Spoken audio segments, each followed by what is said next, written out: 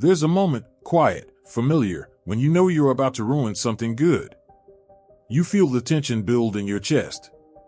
The urge to pull away. To say something sharp. To test their love, to make them prove they'll stay. You watch yourself do it. Like clockwork. And deep down, you know it's not them. It's you. But that's the part that hurts more, isn't it? Not that people leave. Not that they disappoint you. But that somehow, again and again, you were the one who pushed first. You were the one who picked the wrong person, ignored the red flags, ran from the right one, or worse, stood there watching as everything burned, doing nothing to stop it. And after the dust settles, you whisper that familiar line. Why do I keep doing this? That question, simple as it sounds, holds the key to your freedom. Because the truth is, you don't fear love. You fear what love exposes. Carl Jung once said, until you make the unconscious conscious, it will direct your life and you will call it fate. And that's what self-sabotage really is, not laziness, not weakness, not some fatal flaw. It's your unconscious acting out a story it's never been allowed to rewrite. We all carry invisible scripts, written by past experiences, by the words we heard as children, by the moments that cut too deep for us to process. These scripts don't vanish with age. They sink into your bones, your nervous system, your identity. So what feels like choice is often just a repetition of the familiar. You choose chaos, not because you like it, but because peace feels foreign. You push people away, not because you want to be alone, but because you don't trust love to stay. It's not your fault, but it is your responsibility. Because at some point, the pain of repeating the past has to become heavier than the fear of facing it. Freud called it repetition compulsion, our unconscious need to relive unresolved trauma. Not because we enjoy suffering, but because we're trying, in a twisted way, to fix what we couldn't fix back then. It's a psychological echo. If I can just get love from someone who reminds me of the one who hurt me, maybe I'll finally win. Maybe I'll prove I'm lovable. But here's the problem. You can't heal a wound by bleeding on someone else's hands.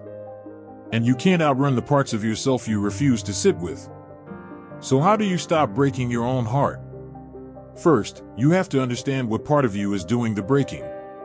Because the self-sabotage isn't random. It's precise. It's intelligent. It comes from a version of you that formed in survival mode. A version that watched love become conditional. That learned closeness meant pain. That decided it was safer to run than to risk being seen. And so, you became your own guardian. You built walls. Wore masks. Perfected control. But here's the paradox. The same mechanisms that once kept you safe are now keeping you stuck. Your avoidance isn't weakness, it's grief. Your overthinking isn't foolishness, it's a trauma response. Your silence isn't indifference, it's self-protection. And until you recognize that, you'll keep blaming your behavior instead of healing the root. Imagine this, there's a child inside you, still frozen at the moment they decided they were too much, too loud, too needy, too broken. That child lives in your unconscious. And when love gets too close, when someone sees you, when life offers you more than you believe you deserve, that child panics. They reach for sabotage. Not to hurt you, but to protect you. They don't know you've grown. They don't know you can handle love now. They're just doing what they've always done, surviving. This is why healing isn't about forcing yourself to be better.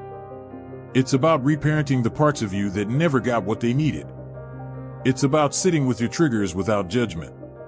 It's about slowing down when the old story kicks in and asking, is this me, or am I wound? Because when you pause, even for a second, you create space. And in that space, something shifts. You stop reacting. You start responding. You start choosing from awareness, not habit. This is not easy work. It's not viral hack content. It's not about tricks or affirmations or journaling your way to a soulmate. It's about looking into the mirror and seeing yourself clearly and compassionately. The part of you that self-sabotages doesn't need more shame. It needs safety. It needs witnessing. It needs you. Because here's the most radical truth Jung ever gave us. You are not what has happened to you. You are what you choose to become. And if that's true, if you're not your patterns, not your pain, not your past, then there's hope. Even in the middle of your mess.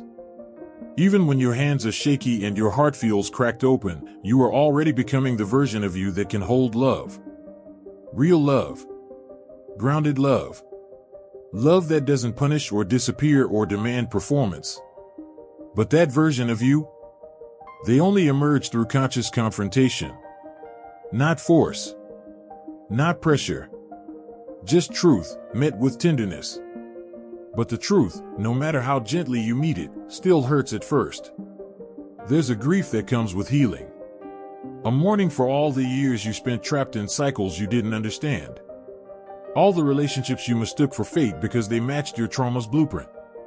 All the red flags you painted white because pain felt like home. This is the quiet ache that no one warns you about. The pain of outgrowing the version of yourself that only knew survival. It's not dramatic. It doesn't announce itself. It creeps in on a random Tuesday when a memory hits harder than you expected. When someone is kind to you and you flinch, not knowing how to receive it. When you feel peace and your nervous system mistakes it for danger. Because for a long time, love meant anxiety. Connection meant control. Desire meant distance. And now that you're trying to live differently, your body doesn't know what to do. This is why healing is not just a mindset shift. It's a nervous system recalibration. You're not just rewriting thoughts, you're retraining your entire being to feel safe with the very things you once feared. And it doesn't happen overnight. There will be days when you slip. When you ghost someone who was good to you.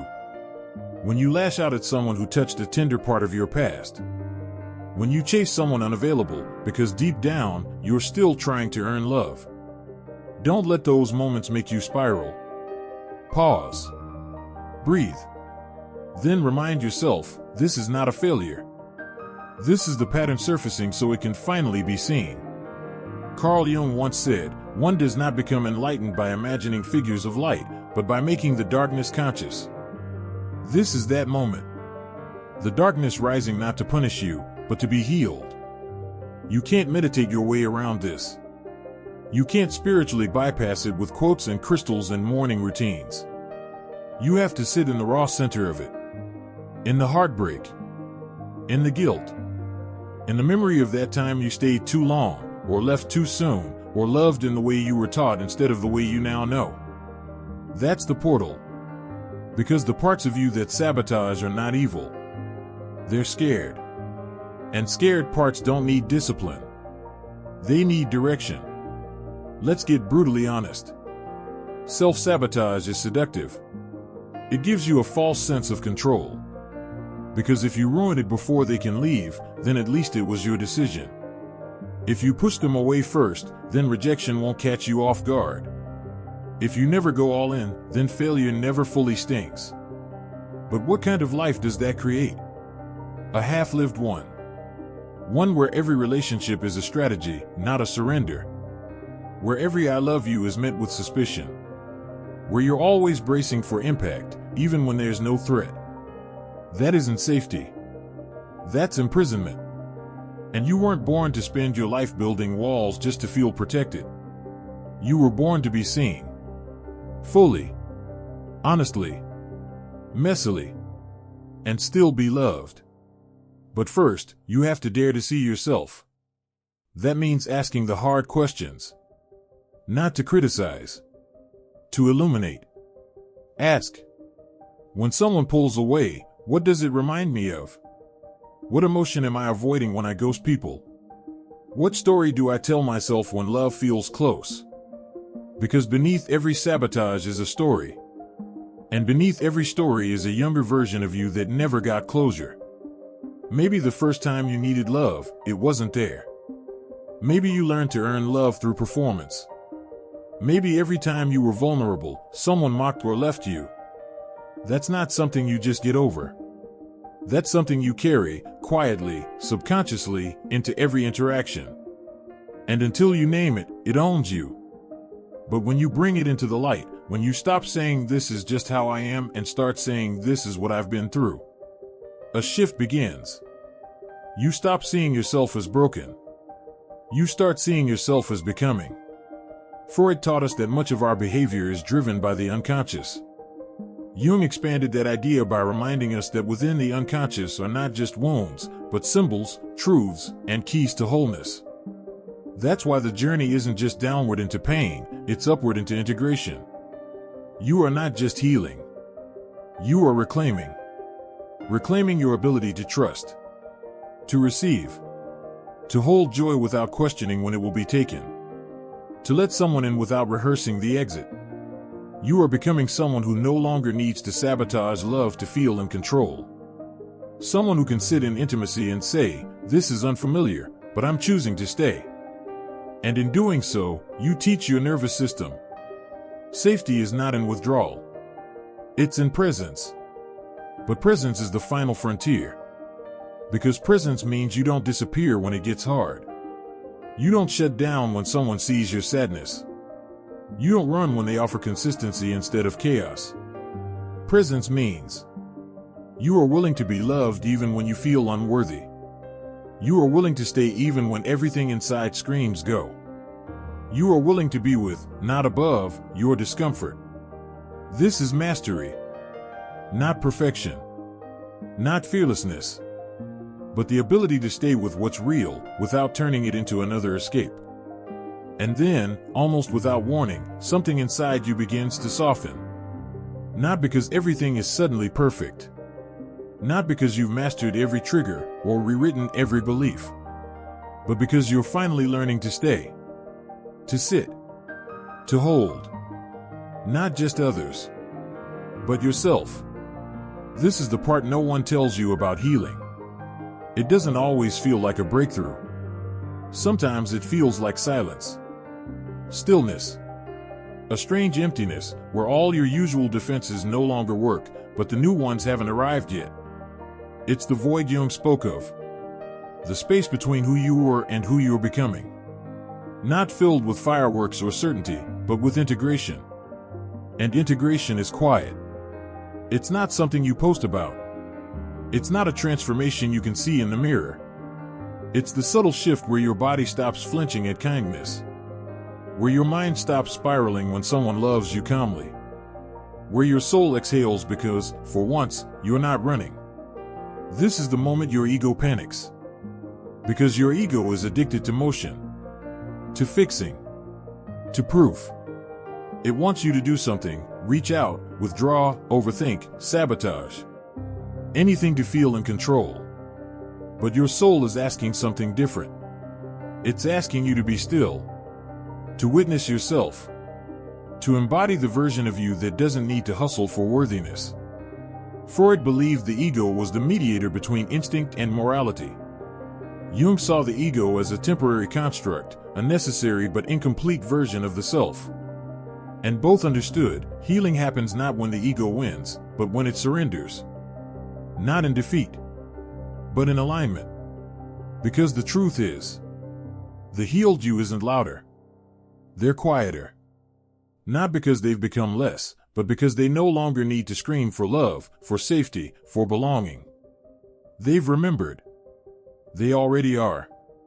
And when you reach this place, not once, but again and again, you begin to notice a pattern. You're no longer drawn to people who make you chase. You're no longer triggered by silence. You're no longer addicted to the highs and crashes of chaotic love. Instead, you crave peace, not the kind that avoids reality, but the kind that meets it with grace. You crave depth, not the kind that drowns, but the kind that anchors. You crave truth, not to defend it, but to live it. Because when the shadow has been seen, it no longer controls you. You no longer need to prove, or perform, or pretend. You just become. This is where the journey shifts. From survival to sovereignty. From coping to creating. From reacting to choosing. Not every day. Not perfectly. But consistently enough that you start to feel your center again. And from that center, you begin to attract differently. Not because you're manifesting harder. Not because you're reciting the perfect affirmations. But because you've changed your signal. You're no longer broadcasting from lack. You're transmitting presence. And presence is magnetic. It draws in people who see you because you see yourself. It filters out the ones who need you to shrink because you no longer fit inside their expectations. It replaces the urgency of "do they like me?" with the calm of "is this aligned with me?" You begin to trust that the ones meant for your healing will arrive in resonance, not chaos. That the universe doesn't test you to break you, but to align you. That you don't have to chase what's yours. You just have to become the version of you who can receive it. And that, right there, is the final paradox. Healing isn't about changing who you are. It's about remembering who you were before the world told you who to be. Before you learned to hide. Before you labeled yourself broken. Before you buried your joy under duty, your play under productivity, your truth under survival. You don't need to become someone else. You need to return. To softness. To openness. To the courage it takes to be fully seen, without needing to defend yourself. That is power. That is peace. That is the foundation from which real, sustainable love grows. Not the kind that demands a performance, but the kind that meets you where you are and says, "I see your scars. I honor your shadow. And I choose your light." But for someone to choose you like that, you must first choose yourself like that. You must become the love you're waiting for. Not as a cliche. As a practice. You must sit with your discomfort and not abandon yourself. You must hold your shame without collapsing into it. You must remind your inner child that they are safe, even when the world is silent. You must let your life become a sanctuary. Not for perfection, but for presence. Because when you stop breaking your own heart, life has a way of bringing people who don't want to fix you or change you, but simply walk beside you in the wholeness you've already become. And that's not luck. That's not magic. That's alignment. That's individuation. That's the return to the self Jung spent a lifetime trying to map. Not a destination, but a remembering. So where does all of this lead? Not to some perfect version of yourself, untouched by pain or immune to heartbreak. Not to a life without fear, or longing, or lessons. But to a deeper truth. You are no longer ruled by the story that once ruled you. That is freedom. Not that pain no longer finds you, but that you no longer abandon yourself when it does. Not that people always stay, but that their leaving no longer confirms your unworthiness. Not that the past is forgotten, but that it no longer repeats itself through your choices. This is the real work of individuation, the word Jung used for the process of becoming whole. It's not spiritual theater. It's not an identity to wear. It's a quiet, revolutionary act of returning to your original self. The one who existed before the wound. And yet, this doesn't mean life becomes predictable. In fact, as you grow, life may become more uncertain, not less. Because now, you're no longer operating from scripts. You're no longer grasping for guarantees. You're no longer trying to manipulate outcomes in order to feel safe. Instead, you're standing in the open field of your own becoming. And here's the thing about freedom. It can feel terrifying. At first, you'll be tempted to go back. Back to the patterns. Back to the people who felt like home because home once felt like abandonment. Back to the noise, because silence reveals too much too quickly. But you'll know. In your bones, you'll know. This is not alignment. This is just familiarity wearing a mask. So you'll pause. You'll breathe. You'll stay still. And in that stillness, you'll begin to hear a new voice, one that's always been there, underneath the static. It says, you are allowed to choose differently now. Not because you've healed perfectly, but because you finally know that you can. And when someone new comes along, because they will, you'll feel it. Not a rush. Not a chase. But a resonance. You won't question your worth in their presence. You won't perform for their attention. You won't collapse into need. Instead, you'll meet them as you. Fully. Softly. Clearly. And even if your voice trembles, even if your hands shake, even if your heart opens slowly, you'll stay. Because you've stopped measuring love by how much it hurts. You've stopped defining connection by how hard you have to fight for it. You've stopped seeing yourself through the eyes of the people who couldn't love you. Now, you are the mirror. You are the standard. You are the home. Carl Jung once wrote, "Your visions will become clear only when you can look into your own heart." Who looks outside, dreams. Who looks inside, awakens. This is that awakening. Not the loud, cinematic kind, but the quiet, embodied knowing that you are not a project to fix. You are not a problem to solve. You are not waiting for someone to arrive and finally make you feel enough. You are simply becoming. Becoming the version of yourself that doesn't fear depth. That doesn't sabotage peace. That doesn't seek chaos to feel alive. You're learning to feel whole without needing something to fill the gaps. Because you've realized there are no gaps. Only stories. And stories can change. So maybe now, when you ask, why do I keep breaking my own heart? The answer comes not with shame, but with clarity. Because you know that wasn't you. That was your unhealed self, crying out for protection in the only way it knew how.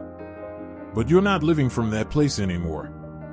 Now, you're learning to hold the ache instead of act from it. To witness the trigger instead of obey it.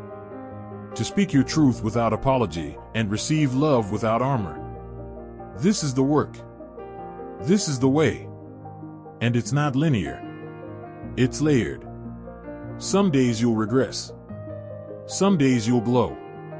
Some days you'll do both in the same breath. But you'll be present for all of it.